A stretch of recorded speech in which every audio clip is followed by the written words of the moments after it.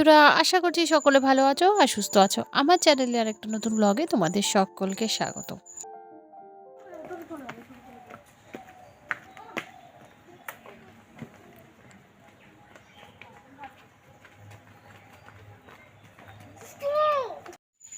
আজকে যাচ্ছি মেলায়। দুষ্টু আবার বেরোনোর সময় টুক করে ঢুকে গেছে আমাদের পাশের বাড়ি। ওখান থেকে ওকে বের করে নিয়ে এলাম। দেখো, ওই দেখো আবার যাবে। ওর শুধু দুষ্টুমি আর দুষ্টুমি। তো এখন বিকেল এই 4:30টার মতো বাজে। ট্রেন আছে, কিন্তু অনেকটাই পরে। তো ভাবছি যে যদি যাই হাঁটতে হাঁটতে, দেখি ট্রেন যদি পাই ট্রেনে উঠবো, না হলে টোটোতে। ট্রেনে যাই, কিসে যাই দেখি।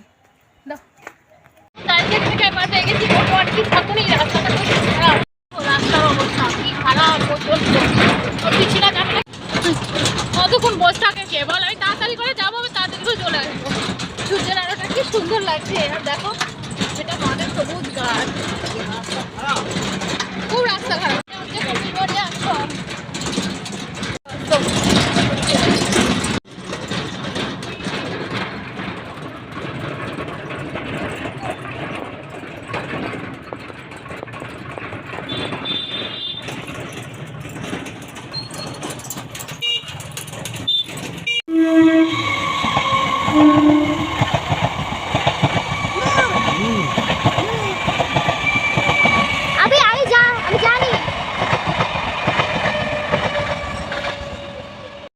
চলে এসেছি মেলাতে।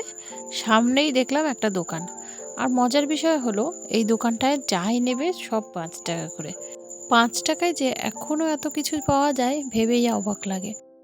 10 টাকা, নেল পালিশ নিন 10 টাকা, পুঁতির হার নিন 10 টাকা। চলে এসেছি মেলার ভেতরে, কিন্তু এসে দেখছি লোকজন খুব কম, পুরো ফাঁকা। অথচ এরকম হওয়ার কথা নয়, জানো তো। এই মেলাটায় এত ভিড় হয়, মানে ভেতরে ঢোকাই যায় না মেলার ভেতরে। তবে আরও একটা কারণ হচ্ছে ভিড় না হওয়ার, আমরা অনেকটা বেলা থাকতে এসেছি। তারপরে আজকে হোলির দিন, মানে যেদিন ব্লগটা আমি শ্যুট করছি সেই দিন ছিল হোলি।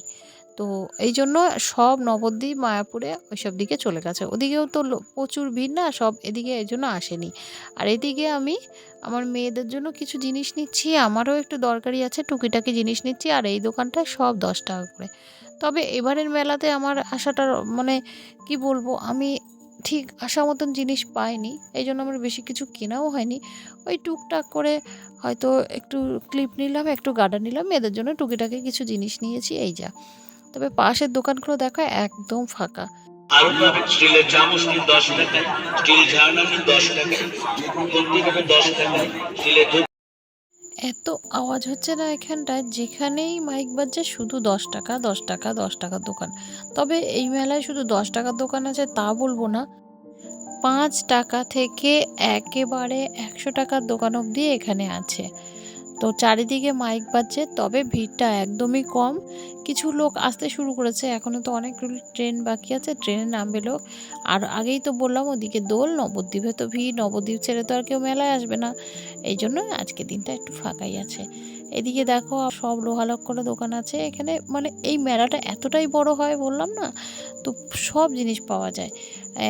প্রচুর, মানে কোনো কিছু বাকি থাকে না এই মেলাটায়। কাঠের দোকান থেকে শুরু করে লোহা, তারপরে সাজাগোজার জিনিস, এমনকি সেলের জামা কাপড় পর্যন্ত এটাই বসে। তো ওখান থেকে বেরিয়ে এই যে চলে এসেছি স্টেশনের কাছে। আর ভালো লাগছে না, আর একটু দোকান ফোকান ঘুরি, তারপরে বাড়ির দিকে যাব।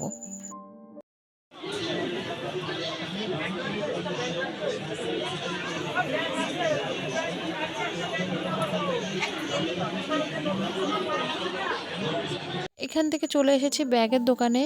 আমার পার্সটা ছিঁড়ে গেছিলো, তারপরে এই যে এই হাতে আমার যে পার্সটা দেখছিলো এইটা কিনেছিলাম, কিন্তু এটা আমার কোনো কাজের লাগছে না। আসলে আমার কাছে কার্ড রাখতে হয় ব্যাগের মধ্যে, আর কার্ড রাখার জন্য এই ব্যাগটা খুবই ছোট। এই জন্য আমার একটা বড়সড় ব্যাগই লাগবে। আর এখান থেকে পছন্দ করছি, দেখি যদি পছন্দ হয় তাহলেই নেব।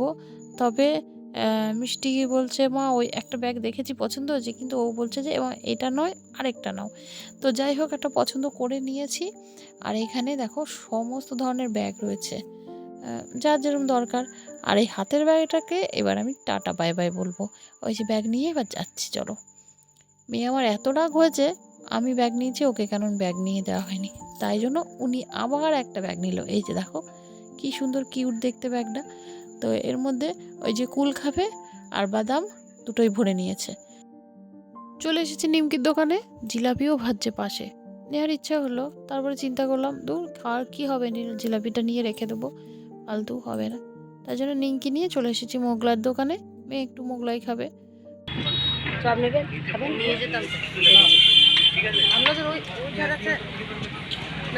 বাড়ি এসে গিয়ে আগে চোখ মুখে জল দিয়েছি, এত গরম লাগছে না। আর কালকে নাকি 40 ডিগ্রি হবে তাপমাত্রা। এই দেখো পাঁপড় নিয়ে এসেছি, এখানে আছে নিমকি। যা কারেন্টটা চলে গেছে, ব্লগটা আর কন্টিনিউ করতে পারবো না। চলো আজকের ব্লগটা এই অবধি, দেখা হচ্ছে পরে একটা ভিডিও নিয়ে। ততক্ষণ পর্যন্ত সকলে ভালো থেকো, সুস্থ থেকো। আর ভিডিওটা কেমন লাগলো কমেন্ট করে জানিও।